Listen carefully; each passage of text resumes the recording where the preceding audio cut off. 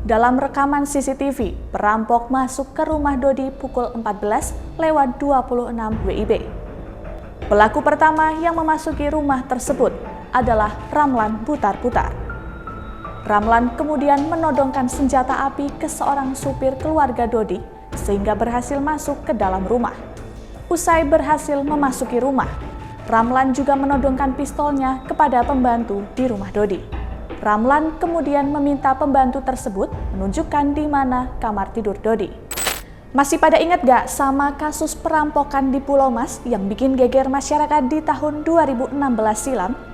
Ya, rumah mewah di Pulau Mas itu adalah milik Dodi Triyono yang digasak 4 orang komplotan perampok. Yang bikin terheran-heran, tragedi perampokan ini dilakukan di siang bolong. Keempat perampok itu melancarkan aksinya dengan menyekap 11 orang dalam satu kamar mandi berukuran 1,5 meter.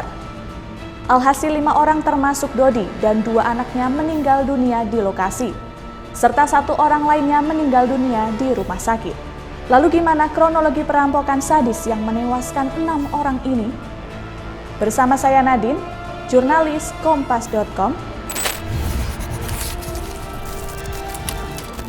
Jadi, kini ceritanya.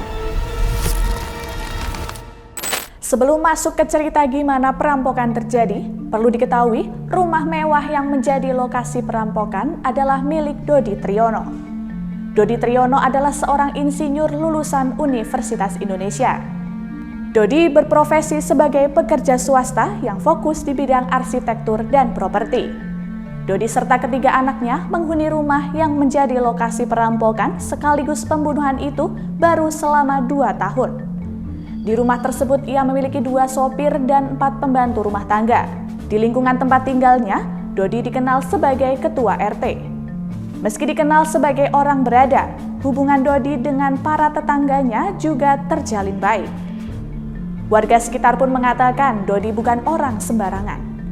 Dodi diketahui memiliki sejumlah proyek besar di Jakarta, salah satunya di Senayan. Bahkan, Ketua RW 16 Kayu Putih Pulau Gadung, Jakarta Timur, Abdul Ghani, menceritakan sosok Dodi yang memiliki kedekatan dengan Presiden Joko Widodo. Dodi juga pernah bertemu Jokowi saat menjabat sebagai Gubernur DKI dulu. Bukan hanya itu, Dodi juga kerap berpergian ke luar negeri untuk keperluan bisnis. Tak heran, para tetangga terkadang hanya bertemu Dodi saat akhir pekan saja. Nah, masuk ke soal kejadian perampokan di rumah Dodi. Awal mula kronologi kejadian perampokan yang berujung pembunuhan ini terjadi pada Senin 26 Desember 2016. Dalam rekaman CCTV, perampok masuk ke rumah Dodi pukul 14:26 WIB. Pelaku pertama yang memasuki rumah tersebut adalah Ramlan Butar-Butar.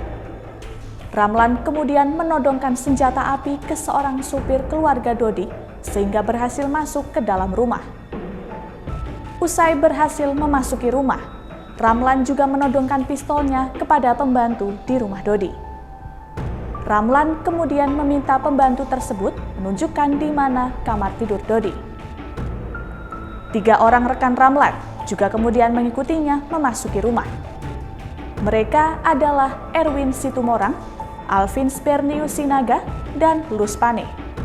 Karena mendengar keributan, putri pertama Dodi, Diona Arika, keluar dari kamarnya yang berada di lantai 2. Salah satu dari keempat pelaku itu pun menghampirinya dan menyeret Diona. Mereka menyeret Diona dan melukainya menggunakan pistol. Di rumah tersebut ada 11 orang yang terdiri dari Dodi dan ketiga anaknya, 2 sopir, 4 pembantu, dan 1 teman anak Dodi. Semua orang yang ada di kediaman Dodi itu pun dimasukkan ke kamar mandi berukuran 1,5 meter persegi. Awalnya, hanya Dodi yang tak ada di rumah, namun ia datang pada pukul 14:35 WIB. Karena tak mampu melawan, Dodi juga ikut dimasukkan ke dalam kamar mandi bersama 10 orang lainnya. Usai mengunci ke-11 korban dalam kamar mandi, para pelaku menggeledah semua ruangan di rumah Dodi dan membawa barang-barang berharga milik Dodi. Keempat perampok itu terekam CCTV meninggalkan rumah Dodi pukul 14:42 WIB. Nahasnya, Kasus ini baru terbongkar setelah ada laporan dari Sheila Putri yang merupakan teman dari anak Dodi, Diona.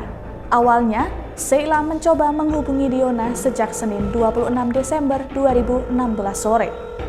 Di hari itu, mereka berdua telah berencana untuk jalan-jalan. Namun, Diona disebutnya tak bisa dihubungi sejak Senin sore. Kemudian, Sheila memutuskan ke rumah Dodi pagi hari, tepatnya sehari setelah tragedi perampokan pada Selasa 27 Desember 2016 sekitar pukul 9:30 WIB. Dari laporan kepolisian, Sheila mendatangi rumah Diona tapi tak ada jawaban. Anehnya, pintu rumah Dodi tidak terkunci dan Sheila masuk ke dalam rumah. Ia mendengar suara rintihan di kamar mandi. Sheila takut dan berlari mencari bantuan ke security. Usai mengadu ke security, akhirnya mereka melapor ke polisi yang berada di pos Kayu Putih. Polisi kemudian bersama Sheila memasuki rumah Dodi untuk mengecek. Karena ada suara rintihan di dalam kamar mandi, polisi bersama warga mencoba membuka paksa pintu kamar mandi yang terkunci dari luar. Setelah didobrak, mereka terkejut melihat dalam kamar mandi yang berisi 11 orang dalam kondisi bertumpuk satu sama lainnya.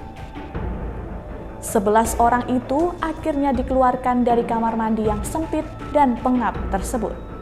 Sayangnya, 6 orang di antara mereka sudah tak bernyawa karena kehabisan oksigen.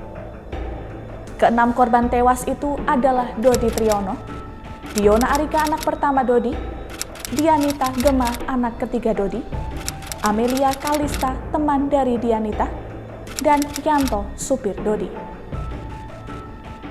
5 korban meninggal di lokasi dan 1 korban yang meninggal di rumah sakit adalah Tasrok yang juga merupakan sopir Dodi. Sementara korban selamat dari perampokan ini adalah Zanet Kalila anak kedua Dodi, 4 pembantu rumah tangga Dodi yakni Emi, Santi, Fitriani, dan Windy.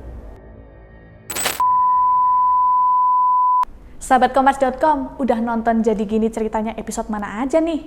Biar nggak ketinggalan cerita-cerita menarik lainnya, jangan lupa subscribe dulu ya. Kira-kira mau cerita apa lagi? Tulis di kolom komentar. Kemudian, pada Rabu 28 Desember 2016 pukul 15 WIB, polisi langsung mengusut pelaku dan bergegas menangkap keempat perampok tersebut. Tak butuh waktu lama, polisi pun berhasil meringkus 2 pelaku. Di hari itu juga, 2 tersangka pertama yang diamankan polisi adalah Ramlan Butar-Butar dan Erwin Situmorang. Ramlan dan Erwin diringkus di sebuah kontrakan di Gang Kalong RT 8 RW 2 Bojong, Rawalumbu, Bekasi. Penangkapan perampok ini sempat diwarnai letusan tembakan dari polisi, sebab mereka melawan saat berusaha diamankan.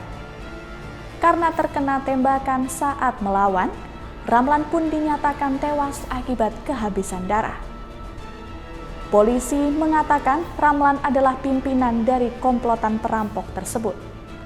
Selain itu, Ramlan juga menjadi otak dari perampokan dan pembunuhan di rumah Dodi. 2 tersangka lain, Yuspane dan Alvin Spernius Sinaga, berhasil kabur. Namun kemudian di malam harinya, polisi berhasil menangkap Sinaga di villa di kawasan Bekasi. Sinaga adalah sopir R3 yang digunakan untuk mendatangi rumah Dodi. Tapi pelaku terakhir, Yuspane, sempat melarikan diri saat Sinaga diamankan.